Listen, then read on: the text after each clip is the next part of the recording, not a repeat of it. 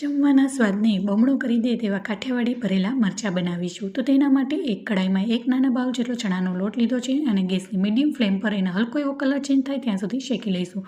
હવે લોટ સારી રીતના શેકાઈ ગયો. હવે એને એક પ્લેટમાં કાઢી થોડીવાર માટે ઠંડો થવા દેશું. પૂરી રેસીપીની ડિટેલ્સ અહીં ટાઇટલ પાસે લિંક મેન્શન કરી છે, તો ત્યાં જઈને વિઝિટ કરી શકો છો. હવે અમે 6 થી 7 નંગ જેટલા ભાવનગરી મોરા મરચાં લીધા છે.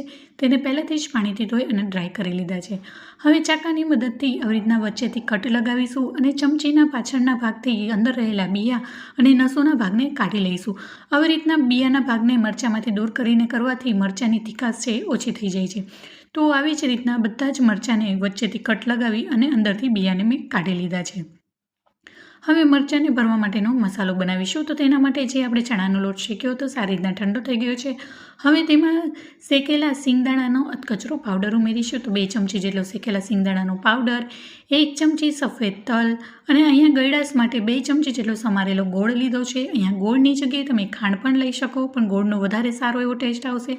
હવે તેમાં અડધી ચમચી હળદર પાવડર, 1/4 ચમચી લાલ મરચું પાવડર, 1 ચમચી ધાણા જીરું પાવડર, અડધો નંગ લીંબુનો રસ અને ત્યારબાદ 3 ચમચી જેટલી ઝીણી સમારેલી કોથમરી અને સ્વાદ પ્રમાણે મીઠું ઉમેરીશું અને બધા જ મસાલાને ખૂબ જ સારી રીતના હાથ વડે મિક્સ કરી લઈશું.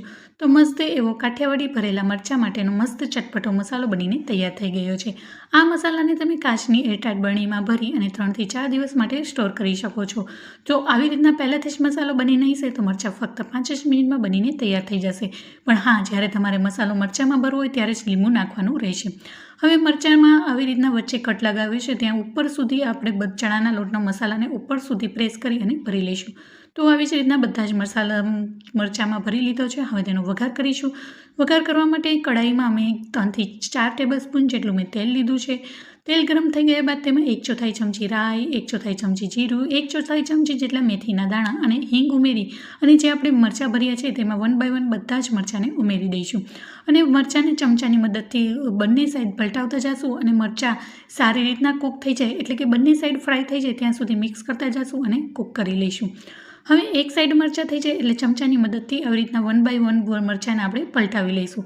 મસ્ત સારી રીતના બધા જ મરચાંને આપણે સારી રીતના મરચાં સોફ્ટ થાય ત્યાં સુધી કૂક કરી લઈશું.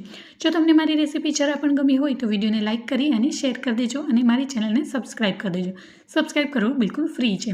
હવે જે આપણે ચણાનો મસાલો બનાવ્યો છે ચણાના લોટનો તે વધ્યો છે તેમાં ઉપરથી સ્પ્રિંકલ કરી દઈશું અને ચમચાની મદદથી મિક્સ કરી લઈશું. તો હવે આ સ્ટેજ પર ગેસની ફ્લેમ બંધ કરી દઈશું અને મરચાંને સર્વિંગ પ્લેટમાં લઈ લઈશું. તો ખૂબ જ ટેસ્ટી એવી કાઠિયાવાડી ભરેલા મરચાં બનીને તૈયાર થઈ ગયા છે. તો ચોક્કસથી આ રેસીપી ટ્રાય કરવા જેવી છે અને તમે પણ બનાવજો. Thank you for watching.